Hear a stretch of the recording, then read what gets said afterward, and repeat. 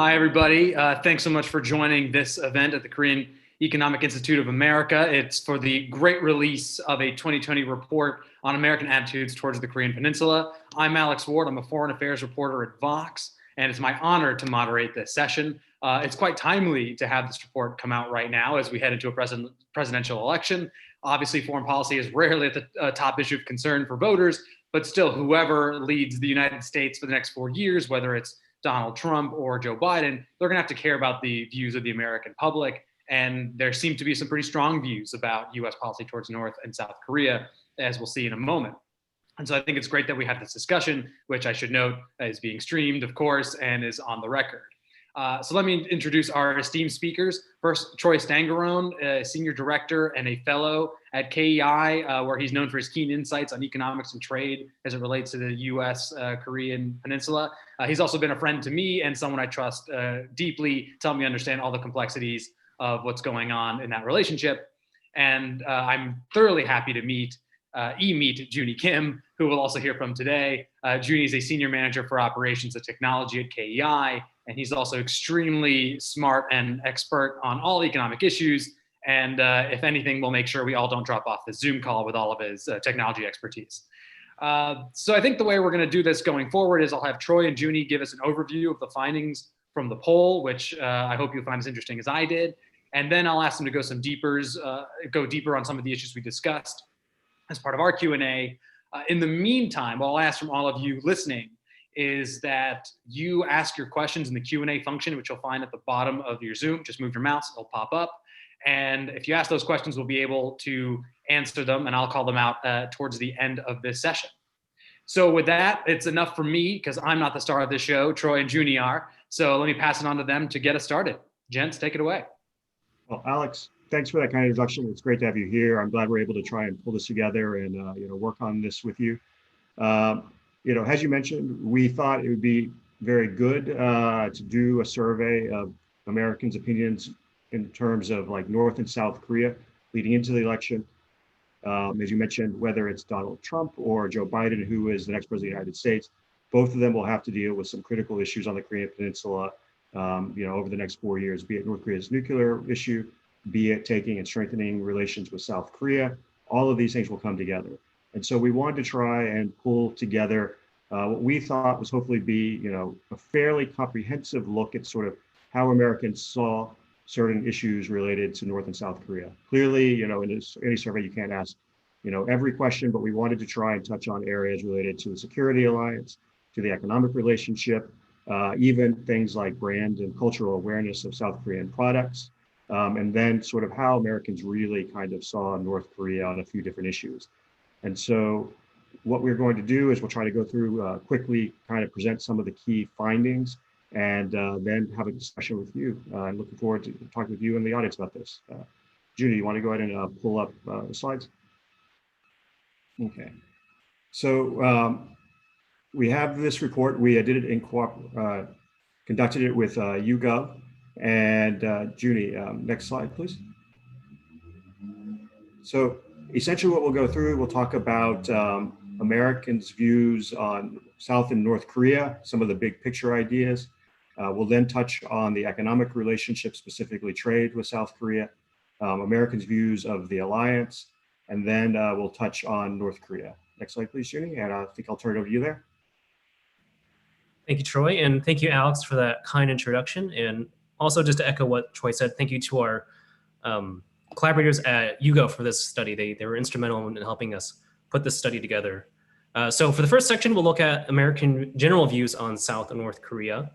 And we'll see over the next few slides some of the gaps in knowledge that Americans have and in regards to their opinions on both of the two Korean nations.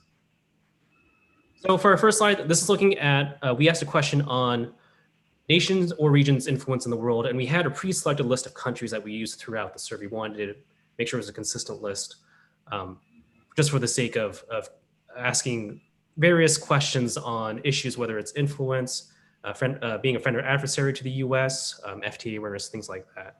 So as you can see here, South Korea ranks at 42% as a very fairly influential nation in the world. You can see North Korea is down there at 29%. Something to also mention here is there's about 10 to 18% of people also selected not sure, so that they had no opinion about whether they thought that a nation was influential or not. So something that's important to keep in mind.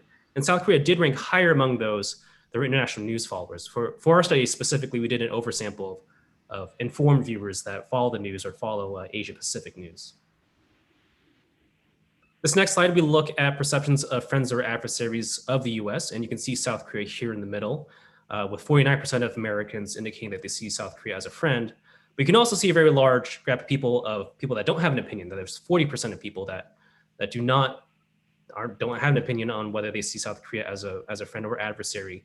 And you can also see at the bottom here that North Korea is ranked even higher than other countries such as China and Russia as an adversary to the US, with 68% of people indicating that North Korea is an adversary. We also asked a question on what we think, we asked respondents what issues that the US and South Korea should cooperate on. We see a majority of respondents responded favorably to working together on international peacekeeping, global health, development of international trade rules, and technology infrastructure. Something that's interesting to note here is the split between Democrats and Republicans in terms of their willingness to cooperate or not to cooperate. And you can see some of the numbers here over on the left-hand side, with the biggest gap being climate change, with 59% of Democrats indicating that this is something they would like to cooperate on with South Korea, but only 16% of Republicans, which is to be an expected partisan split between the two parties on a more politicized issue like climate change. And there was an overall lean of Democrats being more willing to work with South Korea than Republicans. And actually on the Republican side, the only issue that Republicans were on the majority of in terms of issues that they want to cooperate with South Korea on is international peacekeeping. Everything else, they were under 50%. So when we asked respondents what countries they see as the most critical foreign policy challenge to the US, we see that North Korea was the number 3 choice for those that either ranked it number 1 or in the top 3 of countries that they saw as the most critical threat to the US, just behind China and Russia. And China was the top choice for both parties. And also sort of an expected response is that the answers for China and Russia were also split along political lines, that more Democrats lean towards picking Russia as an adversary, as a critical foreign policy challenge, and more Republicans using China, although, as I mentioned before, China was the top choice for both.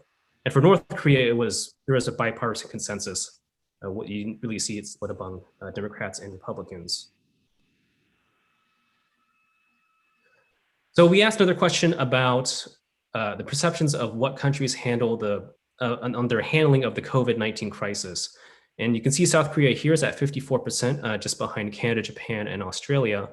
But if you look at the actual key metrics of how countries have handled COVID-19, whether it's number of confirmed cases, deaths per capita, case fatality ratio, South Korea actually outperforms Canada, Japan, and Australia. And you can see under this next table on the bottom right here, for international news followers, South Korea, 70% of people did indicate that South Korea has handled it well, still behind Canada and Japan, but at the very least, it jumped up a little bit higher than it did among our general sample here. So when we asked about overall opinion of South Korea, we see that 66% have a very or favorable view of South Korea, with a sizable 23% that indicated that they're not sure. And you see that gap disappear for South Korea's favor among international news followers and Asia Pacific news followers. So on the Asia Pacific news follower side, you can see that it increases up to 88%. And when we asked a question on approval of the current US administration's handling of relations with South Korea, we got also an expectedly politicized response where Republicans more indicated that they're in favor of the current administration's handling of relations with South Korea, and Democrats more disapproving of the current administration's handling. And you can see a similar trend here where among our general sample, 41%, actually more people than either approved or disapproved, but you see that shrink among people that follow international news. On overall opinion of North Korea, we see a very high percentage of people that indicated a very unfavorable or unfavorable view of North Korea, and that only increases among those that follow international or Asia Pacific news. And the same thing here for a partisan split among those that, when asked about the current US administration's handling of relations with North Korea, that only 9% of Democrats indicated that they are in favor of the current administration's handling, and 66% of Republicans approving. And you see that notch gap shrinking with those that follow international or Asia Pacific news. And Troy, I'll turn it back over to you for this next section. So now we're going to turn to how Americans view the economic and trade relationship with South Korea. Next slide, please, Judy. So one of the things we wanted to do, and I think, if you were to ask most people, there would be a general sense that there's probably a very low awareness of the free trade agreement with South Korea. So we took and we asked Americans based off a list of countries. You saw the full list earlier on in the question on whether you viewed South Korea or other countries as friends or adversaries of the United States, whether we had a free trade agreement with those countries. As you can see, most Americans, and this is not surprising, know that there's a free trade agreement with Canada and Mexico. But then out of the countries on our list that the United States actually has a free trade agreement with, there's actually fairly low awareness. Only 27% of Americans are aware that the United States and South Korea have a free trade agreement. I think some of us might have actually thought that that's higher than we would have expected, but it's very low awareness of the functional, if you will, relationship between the United States and South Korea. Next slide, please, Judy. But if you ask Americans more broadly, do you believe that trade with South Korea benefits the United States? And we specifically wanted to know whether Americans viewed this as a beneficial relationship to the United States rather than mutually beneficial.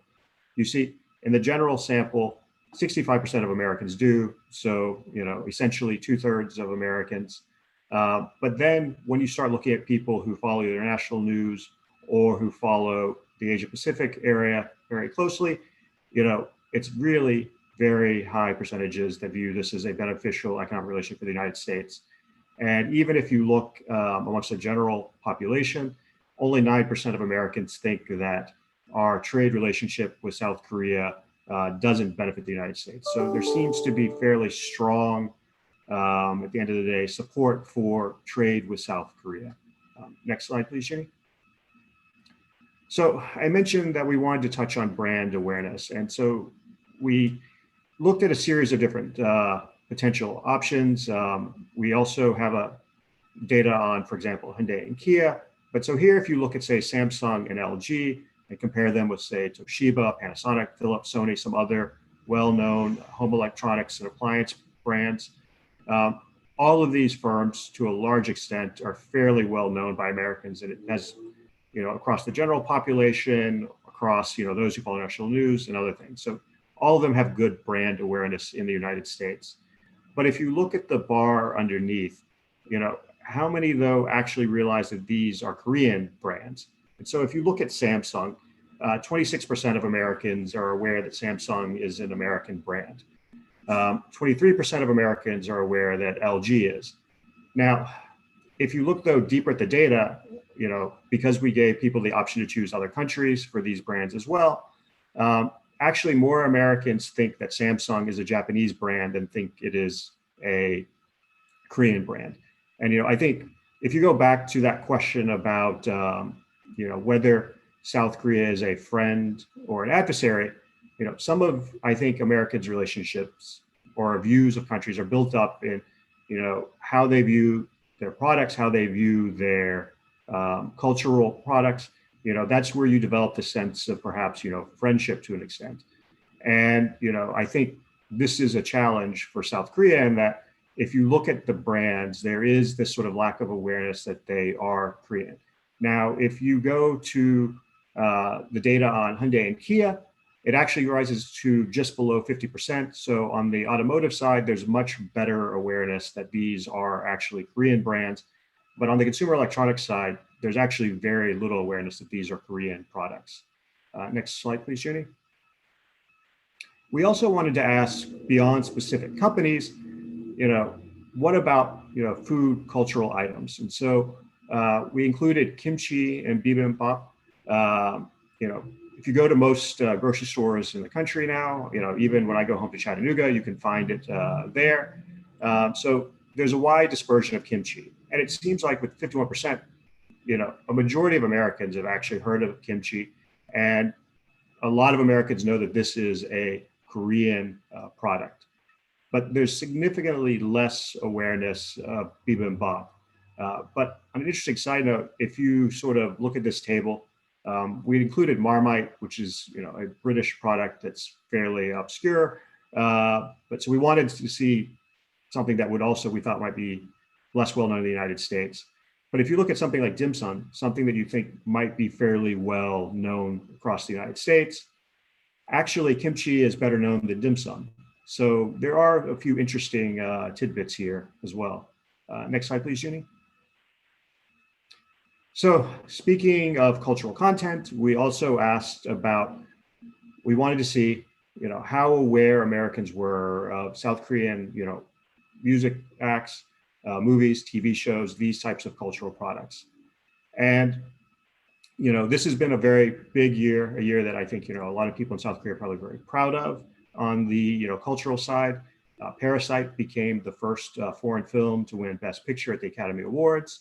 A major coup for, both, all the people who worked on Parasite, but, South Korea more generally.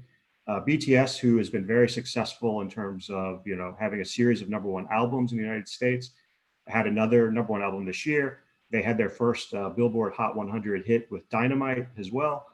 So, it's been a big year, but we asked Americans, have you basically consumed any of these products over the last year?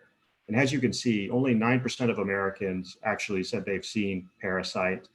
BTS, for all the success that they've had, in the charts, only 6% of Americans have actually, listened to one of their songs this past year. And so, I think when you think about South Korean soft power in the United States, when you think about, once again, that question on, is South Korea a friend or adversary, what we're seeing here is that, while they're having great deals of success, it's not necessarily translating, across the American spectrum more broadly. And so I think that has an implication for soft power. You also have a situation when you look at this data that, you need to keep in mind as well that, we have a much more fractured media market than we did, even, 10, 15 years ago. I remember when the Backstreet Boys put out one of their albums, I think it sold something like 20 million copies in the first week. You now have, streaming for music and TV, network TV right now, shows have really low live numbers. So, we have seen a much different media landscape emerge over the last decade or so. And I think, that's probably taking and, making it more difficult for South Korean artists to break out more broadly in mainstream in the United States. But, I think this is some really interesting data that we have here. Next slide, please, Junie. So now we're going to turn to how Americans view the military alliance. And, this has been a key question in light of the debate over burden sharing with South Korea and how much South Korea should, contribute to the stationing of U.S. troops in South Korea. Next slide, please, Junie. So we wanted to look at this in a series of different ways. And the first, question I think to ask is, do Americans think that the alliance is actually in the benefit of the United States? Once again, we didn't want to find out if this was, mutually beneficial, but do Americans believe this benefits U.S. national security? And once again, 62% of Americans do. Very few think it doesn't. At the same time, if you look at people who are following international news more, you see the same situation as we saw earlier on the trade issue, that the more people follow the news, the more likely they are to actually think that, this is in the benefit of the United States. Next slide, please, Junie. So then we wanted to ask, more generally, how do you view alliances? And, There's been a lot of discussion in the United States. President Trump has talked about, withdrawing troops from Europe. Specifically, we're going to withdraw some from Germany. There has been talk of leaving NATO. There has been talk of potentially, withdrawing troops from South Korea. So there seems to be a lot of dissatisfaction, at least on the political level, with U.S. alliances. So we wanted to try and see what Americans thought. And we also wanted to avoid asking a question that we thought might prime people for a specific answer, which is, generally speaking, do you think American allies should contribute more? Because my guess is if you ask the average person if someone else should contribute more, they're going to say yes. I mean, who wouldn't want someone else to contribute more? So hopefully we found a more nuanced way to approach this. And we asked basically gave a series of different options. Should we keep all of our alliances as they are today? Should we keep our alliances but reform them?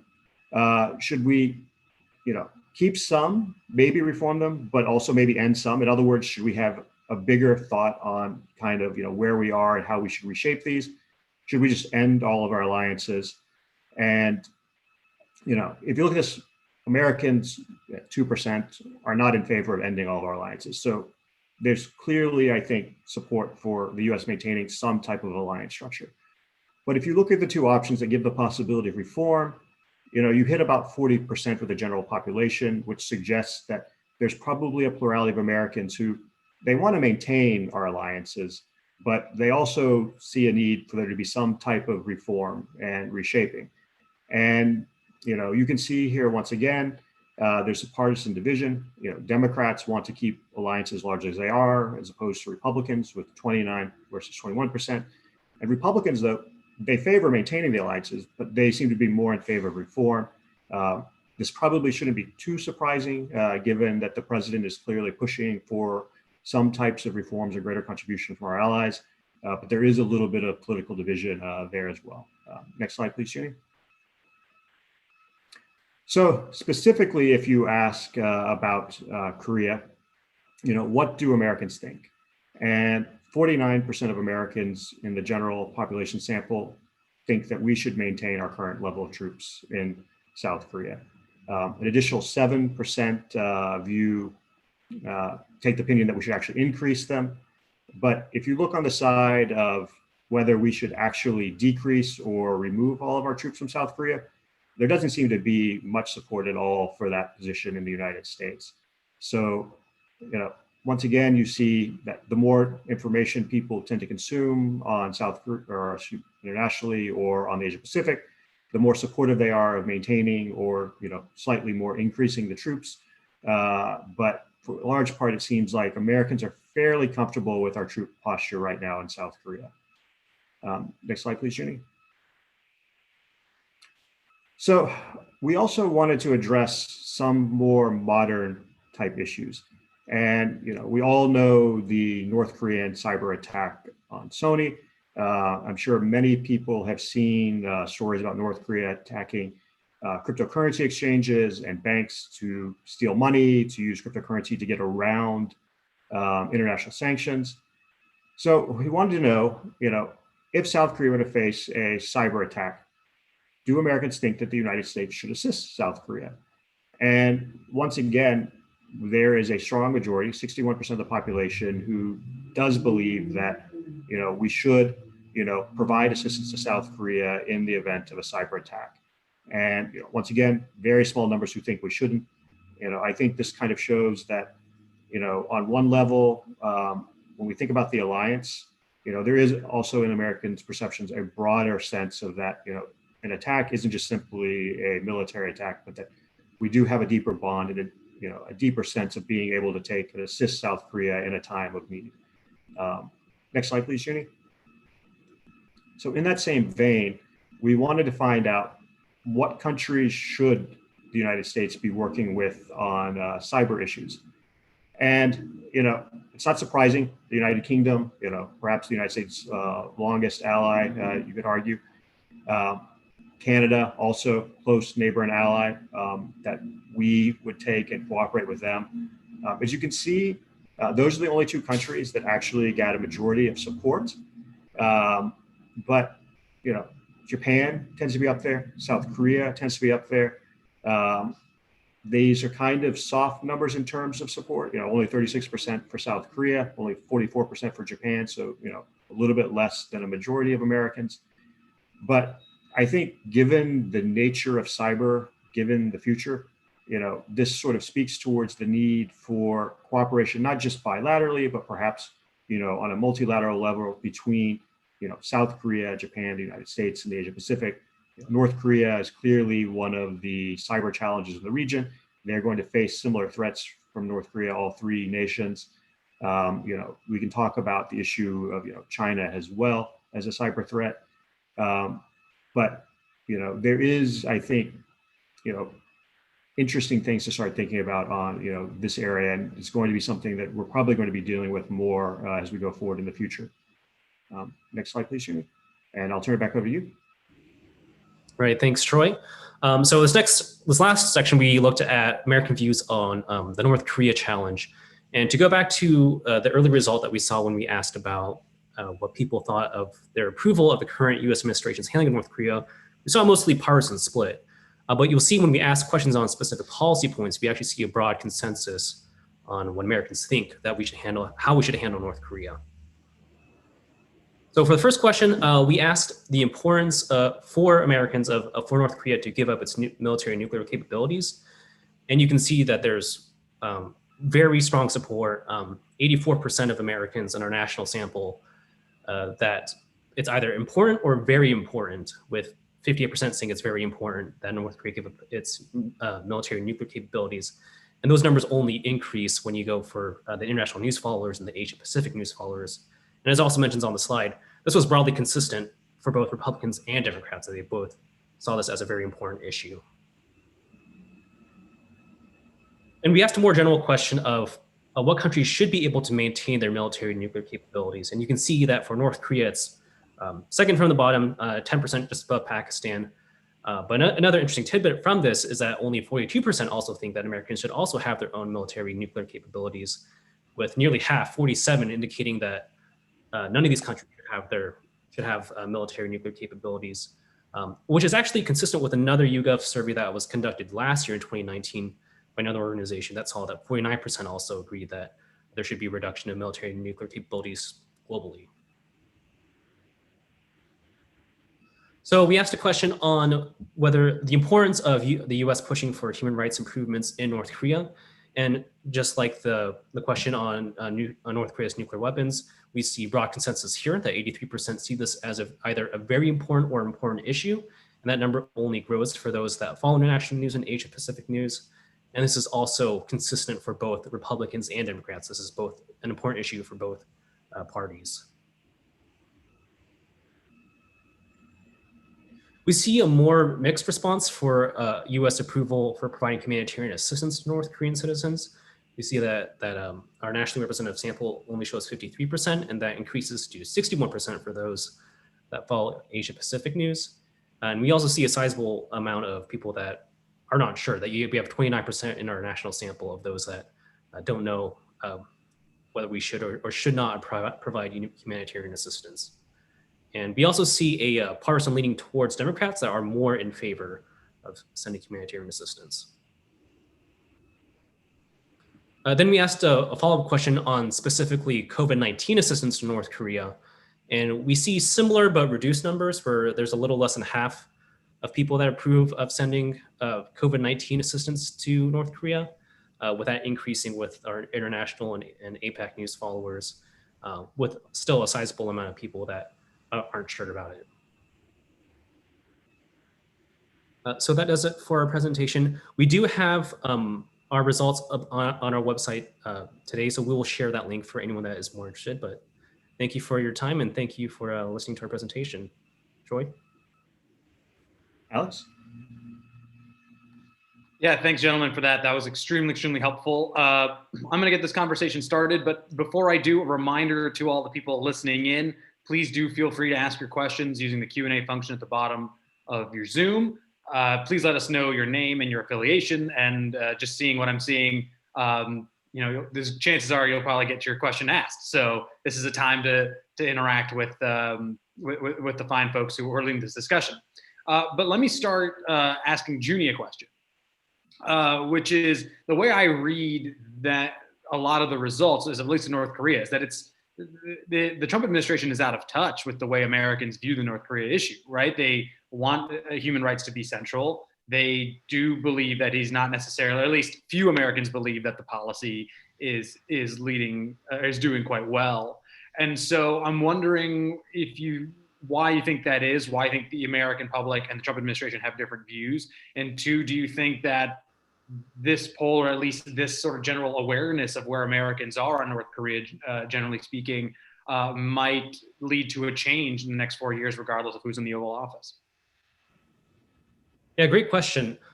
So in a general broader sense, looking at polling data about how people approve of Trump or how politicized that issue is, Trump is in particular a very politicized president. I'm sure that's not a surprise to anybody. But for Republicans and Democrats, you see very high numbers of Republicans that approve of Trump and very low numbers of Democrats that disapprove of Trump. So any issue that's specifically related to approval of a policy of his or his own conduct or performance tends to be very politicized. So regardless of the North Korea issue specifically, we see those results come across in other polling. Pew Research has been following this very closely, and we see that come across in a number of different issues. And in this case, it does seem, you do see that disconnect where, as we just saw, there is broad consensus among both Republicans and Democrats for the importance of North Korea giving up its nuclear weapons, pushing for human rights improvements. But the tenor of the administration is what splits that response. And you would like to see that separation where regardless of whatever the policy is, that the president can communicate that to both parties and something that is largely echoed by the American people and something that should be pushed for. But because of the nature of the current administration, that's not the case. And if you don't mind, Alex, I'll just add a couple quick thoughts as well. Please.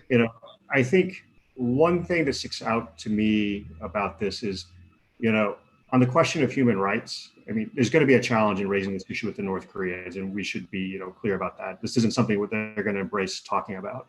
That being said, I think what it does suggest is that, it is, or it does behoove the administration to try and find a way to try and engage North Korea on this issue, because it is something that matters to the American public. And without progress on it, I think it's something that's going to continue to be a tension in the relationship between the United States and North Korea. And, on the, politicization side or partisanship side of this, I do think, as Judy mentioned, it is really fascinating that there is such strong support on the issues for what we should be working on North Korea across parties, but that you get this political division. And, used to politics ended at the water's edge was the saying, to where now we're seeing, even international issues being viewed through a partisan lens. And I think that has potential long-term challenges, because it means that if you get a deal, it won't be seen as a deal that's necessarily in the good interest of the United States. It'll be seen as a Trump deal or a Biden deal. And if a Trump deal or a Biden deal is a bad deal by default because they're a Republican or a Democrat, that makes it harder to have stable international relationships and stable agreements. We've sort of seen this, already play out with the Iran nuclear deal, to where, while there were some, we should be clear, like Chuck Schumer was, against the Iran nuclear deal, but, it was largely, Republican opposition. And if you remember, Republican senators sent a letter to Iran basically saying, if we took power, this would get overturned. And, they've sort of continued to pursue efforts to, do that. And setting aside whether one thinks the Iran nuclear deal is a good or a bad deal, it's probably not in U.S. interest for basically there to be such partisan splits on international affairs and such inability of the United States to function coherently on the international stage. Yeah, I mean, one of the fascinating things about this is that, however long-standing U.S. Korean issues are, it seems to still track the general trend in American foreign policy, which is people just follow the party's sort of general line on foreign policy. It's one of the important findings here. That said, I also, there's some bad news, I think, also perhaps for South Korea looking at this. I mean, thank you, Troy, for understanding the deep complexity of Backstreet Boys album sales. That's very important. But if, one of the things I keep hearing from experts in Korea and in the US about, Korean issues right now is that Korea is banking on being a soft power, right? Having the BTSs of the world and K-pop and Parasite winning Oscars. And yet what you found, and YouGov have found, is few people are aware of the sort of cultural aspect that Korea is banking on at the moment, and literally banking on at the moment. And even some of the products that you mentioned, the Samsungs of the world, those don't necessarily register as Korean. And so it almost seems to me that one of the findings here is actually quite troubling for South Korea. I'm the South Korean government. I look at this and I go, we have a lot more work to do to get what we're sort of trying to promote to come across. Sorry, it tailed up at the end. I think your mic went off. Oh, all I was saying, just to you, if I'm South Korea, it seems like I have a lot more work to do to sort of promote the things that I believe are already getting through. Yeah. I think when we look at this, it'd be interesting if we're able to do this survey, say for another decade, to kind of see how this changes. As I mentioned, I think that, the fracturing of media into multiple sources, into, let's be honest, in some cases, now almost partisan sources, somewhat limits the potential of soft power in the United States for other countries, because you have people going into niche little confined things. It's not like the era when, you only had the big three networks, and if they played something, 80 million people were watching it or something. But, that being said, I think, if there are Korean artists beyond BTS, if you others like Blackpink and others who we kind of mentioned, who's broken out to an extent in the United States, if you can keep building on that, you'll see an improvement in soft power. I think, to be honest, if some of the tech companies were better known, that might actually have a bigger impact, because those companies are going to have a broader impact on the lives of average Americans than a lot of the cultural acts will. So I do think there probably is room for growth for South Korea in terms of soft power in the United States, but I think that there's probably a lower ceiling than there might have been if this was all happening, say 15 years ago, for the potential to develop that type of soft power. But it will be interesting if we can have some more, if there are more successful movies. Netflix has done a really great job with Korean content. It's sometimes hard to see sort of like the Netflix ratings, but they do seem very interested in developing this content. So there is a market for these things in the United States. The question, I think, just will be, how large is that market? How broad of a part of the populace can they reach? And then how will that start to translate over time in terms of both soft power, but just in general, how Americans feel about South Korea? Do they start seeing it as more friendly than they do today? Yeah, and just to add to that, we noticed throughout the survey that there are a few countries that seem to kind of be given the benefit of the doubt just in terms of familiarity and awareness among Americans. Like you see the UK, Canada, Australia, and Japan rank highly just across any type of question that we had about friendliness or favorable attitudes towards these countries. And South Korea wasn't quite hitting that tier yet. And I think a lot of that just deals with lack of awareness. And it'd be interesting to see. We're thinking of the survey as an iterative thing, so that as we continue to do future surveys and track to see what the progress is like, to see how the needle is moving, it'd be interesting to see how the soft power results bleed over into policy issues. That the generation that's raised on K-pop and K-drama, the ones that could become the next generation of Koreanists that enter policy and cultural sectors, how does that feed into general American awareness and friendliness towards South Korea and wanting to build those relations? So in some ways, it's as Troy said, there's still a lot of work to do, but there's that foundation set that hopefully that's built on in the future. And I'll ask one more question before turning to the audience, as questions are pouring in. People are curious about what's going on. But I guess another sort of thing that stuck out to me is there's a lot of ambiguity, or rather sort of don't know answers on U.S. policy towards both South and North Korea. Although I think seems to be more firm views on the U.S. North Korea issue. And I wonder if that gives whoever is in the Oval Office, in the next 4 years, even down the line, a bit of malleability on how the U.S. especially Washington deals with Seoul.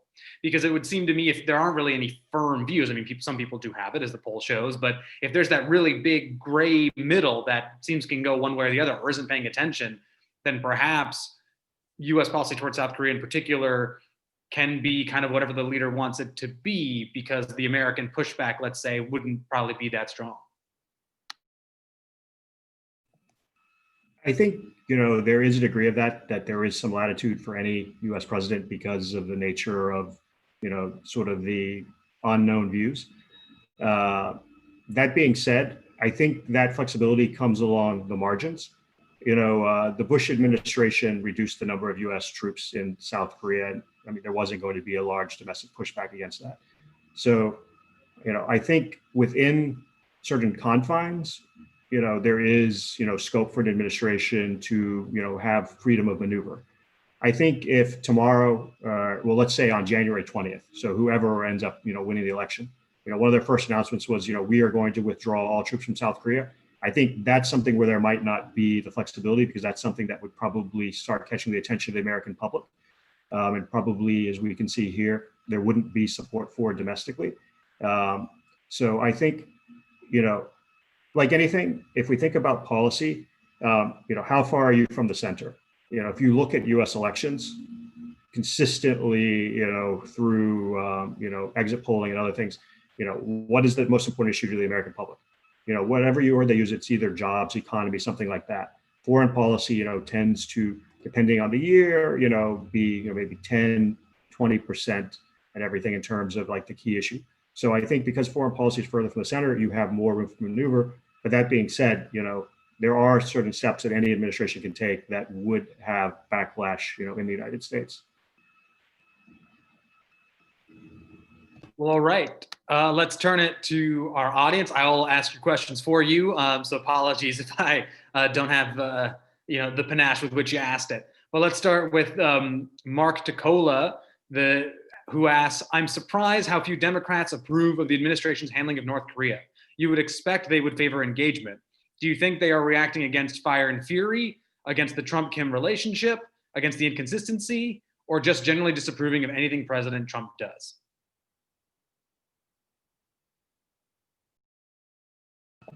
So I actually looked through because we were able to take and break the data down based off of whether you voted in 2016 and who you voted for. If you look at this question that way, basically they're mirror opposites in terms of support and disapproval. So I think there is a strong degree of President Trump himself driving this. I think if this had been, a different Republican president, you might see a different answer. That being said, when you break it down to party affiliation, there's actually less support amongst people who self-identify as Republicans as opposed to those who voted for President Trump. And so I think that suggests that, there probably is a degree of how this relationship has been handled. And I don't think it's necessarily that the president chose to meet with Kim Jong-un. It's probably more the way he discusses Kim Jong-un that, starts to, even on Republicans, perhaps, weaken a little bit of that support. But, we didn't specifically, ask that question. So, this is just sort of my interpretation of the politics of it. But I mean, I think those to me would be the kinds of things that would drive it because, on the Republican side, I'm sure there probably is some kind of, uncertainty or uncomfort with, referring to someone who is such a large human rights violator, as a good friend and someone that you're in love with. On the Democratic side, I think, this is where it's more interesting because, at the end of the day, despite perhaps, Democratic concerns about President Trump more broadly, if he were to deliver a negotiated deal with North Korea, you would think that's something that they would be in favor of. And so it is interesting that even with that prospect on the table, there's still, some pushback on the Democratic side, which, as I said, seems to me to suggest that it's President Trump himself that's driving it rather than if this was George Bush, George H.W. Bush, or Ronald Reagan or someone else. Yeah, to add to that, and as Troy mentioned, if it was in a vacuum, if you didn't have Trump, if you asked the question specifically about do you support a diplomatic approach with North Korea, I'm sure you would see very different results because other polling, we didn't have those type of questions in our poll itself, but other recent polling suggests that Democrats are more in favor of a diplomatic approach just globally, just that's more in line with what they believe is the appropriate approach. But because of Trump's tenor, the politicized way that he approaches his own policies, it becomes very stark in terms of the differences with the partisan divide. Since we're on this issue, I'll ask Robert King's question for him. Do any of the questions give an indication of the attitude toward President Trump's meetings with Kim Jong-un and the general attitude of the Trump administration on relations with North Korea?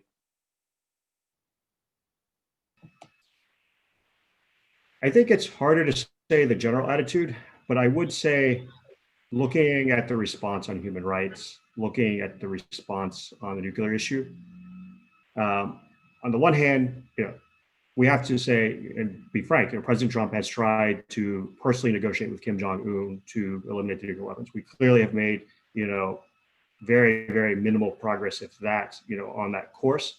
But I think what it does say to me is that, the human rights issue matters, and it's not something that we can just drop. And even on the, humanitarian side, there is, I think, a sense that the U.S. public views North Korea, the populace, differently from the regime itself. Once again, looking sort of a little deeper in the data, well, if I remember correctly, Republicans were at 49% on humanitarian assistance. What was actually kind of keeping the numbers down more was that independents tend to be more skeptical about humanitarian assistance than either Democrats or Republicans. And so, in some ways, humanitarian assistance is somewhat bipartisan. COVID-19, I was having a conversation with Ambassador King, and, he suggested that, some of the COVID-19 assistance numbers being a little lower might be, concerns in the United States. Do we have enough here to take care of the American populace before we actually start worrying about North Korea? But even there, while it's, below 50%, there's still an understanding, I think, on the American public side that this is a country that has a lot of challenges and that we should probably think about helping if they did have a difficulty. Yeah, and a positive spin to that is that we were talking before about some of the lack of awareness of South Korea in America and South Korean issues. But the indication that there's a broad bipartisan support for maintaining or increasing troops in South Korea, on the military nuclear capabilities of North Korea, on human rights issues in North Korea, suggests that there's still very strong empathy towards both countries in terms of the people that are in both countries, and that there's a responsibility of the U.S. to protect its allies. Move on to a question from Frank Ohm from the U.S. Institute of Peace. It's a bit of a long one, so bear with me here. I wonder if responses would be different if there was a little more nuance in the questions. For example, do you support reducing U.S. troop levels in South Korea? Or do you support reducing U.S. troop levels in South Korea and giving South Korea greater responsibility for their own defense?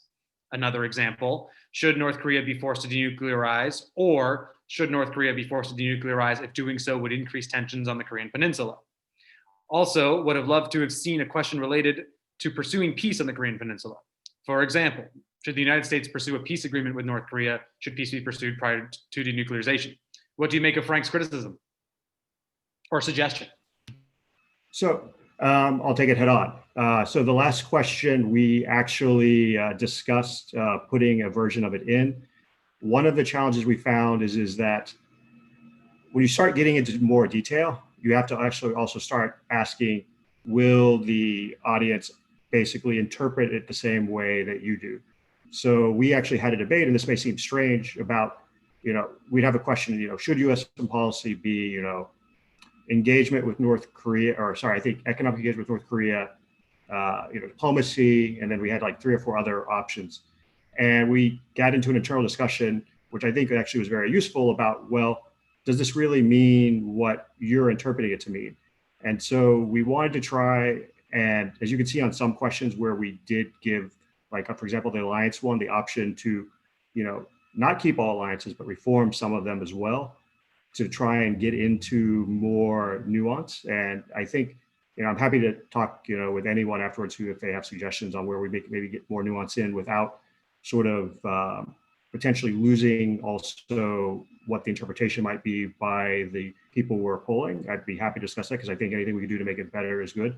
But I do take his criticism on, and I'm sure there probably are cases to where maybe we can refine it some. And one last comment, some of these questions that Frank raised were also ones that we decided we'd want to do more in, for example, a North Korea specific survey rather than one that kind of touched on certain key main issues.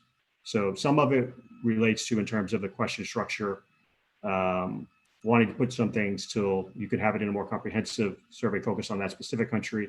And some of it is related to just our own internal discussions about how much nuance we could actually, put in and be useful.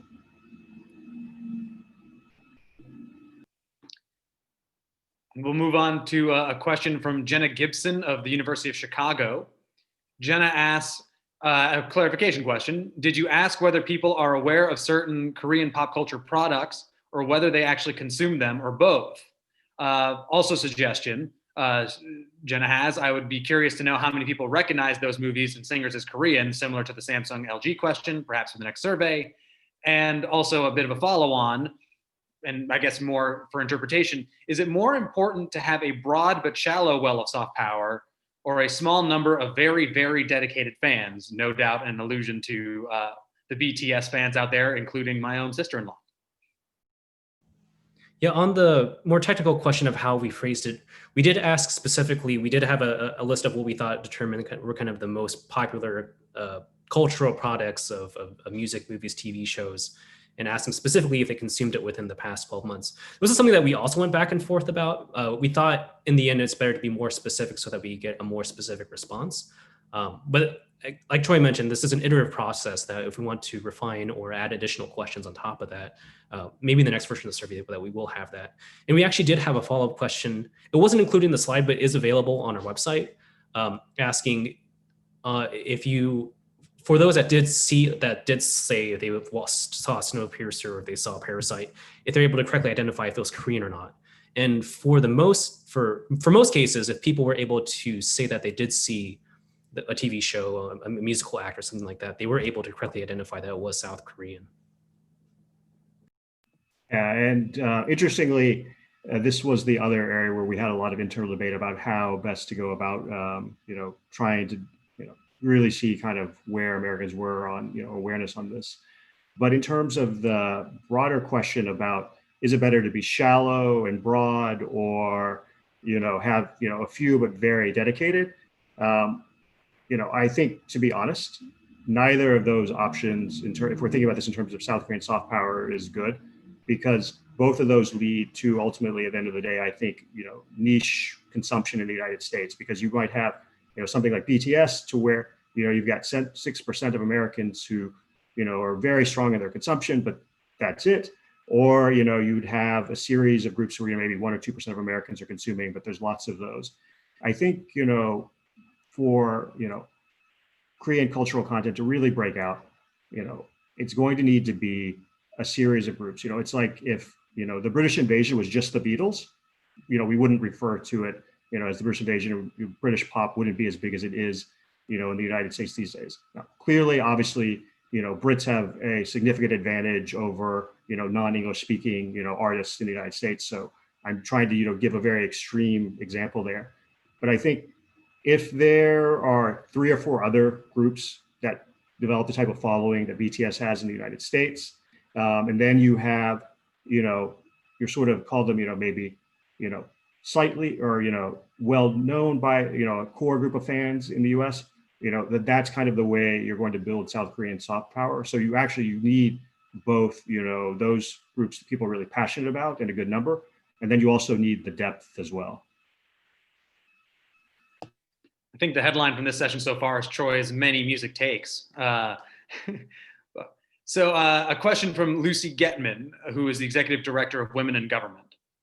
What leadership role can state legislators and other state leaders play in responding to the issues illustrated in the survey? It's a broad question, but I guess more generally, I'm not trying to rephrase your question, but what can more, local leaders do to address these, higher level foreign policy issues? Yeah, I think on a local level, one thing is to engage with Korean companies and Korean businesses. One, to, try and attract investment into your local communities. So for example, Kia, I guess less than a decade ago, maybe a decade ago, built a factory in West Point, Georgia, So, now, on a local and state level in West Point, Georgia, the Atlanta area, and, the Georgia state government more broadly, Korea has a much higher profile and everything.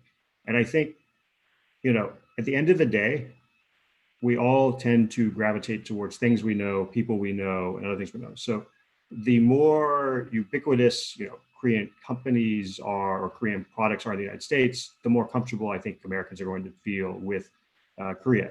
And that, has its own, implications. I've told my colleagues on the Korean embassy side before that, no one in the Korean government is a constituent of any member of Congress. And so at the end of the day, what the American public thinks about Korea, they think about the relationship about Korea, even if, as we talked about earlier, there is going to be scope because of the nature of foreign policy for leaders, more broadly, is going to have a significant impact on how we address our relations with South Korea. The more positive those relations are on a constituent level, the more positive I think they're going to be on a governmental level as well. Yeah, I think that's a challenge that we come across with even in our own organization, is that for a lot of Americans, it's hard for them to focus more on the foreign issues as opposed to the domestic issues, which tend to be more pressing and dominate the news cycle. But it's something that we try to work on, that we do a number of programs with local world affairs councils all over the nation, universities all over the nation, in increasing awareness of U.S. Korea issues. And if anything, the upswell of demand for South Korean cultural products is a good omen. That shows that there is opportunities for people to learn more about the country and engage with the country. So hopefully, as we say when we do more future versions of this survey, that we can see kind of the needle move in that direction. This will be the last question because we're running out of time, although a lot of great ones. I wish we could have gotten to them. So I would commend to all of you who didn't get your question asked, or of course, anyone who's already on the panel, or rather listening to the panel, please keep engaging with KEI and reach out to the experts here. I'm sure they'd be happy to either answer questions down the line or refer you to other materials that they may have used. So this last question comes from, I hope I'm saying the name right, apologies if I'm not, Marta Bocharnikova. She's a PhD candidate at Tomsk State University in Russia. She asks, if kind of a more hypothetical question, if you would ask similar survey questions in South Korea, so to South Koreans, what results do you believe would have come about? What would you have expected? And in your opinion, to what extent would they have differed from the current state of affairs? I guess the issues you already found. The question is just went away. It was right here. There we go. And sort of the last one. Do you think and I think she picks up on something that I also picked up on and asked about. Do you think South Koreans are more aware of policy issues related to the U.S. and between South Korea and the U.S.?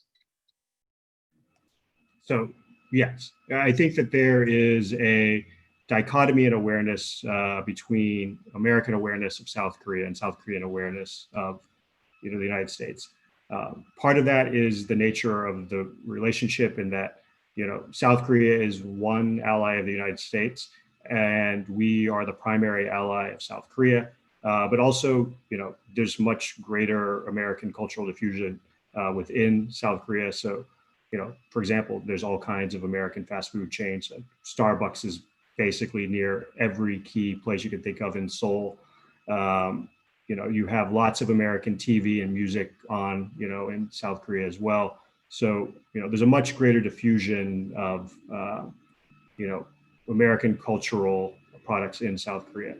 There have been polls done. So if you ask a question about, like, say, for example, what's often asked is support for USFK in South Korea, tends to be very strong. I think the last poll that I saw was around 90% for USFK. So you see some of these questions being asked there. President Trump's support in South Korea has sort of fluctuated. Initially, South Koreans were very skeptical of President Trump. Then as he engaged with North Korea, and in a way they didn't think an American president would, he gained support in South Korea.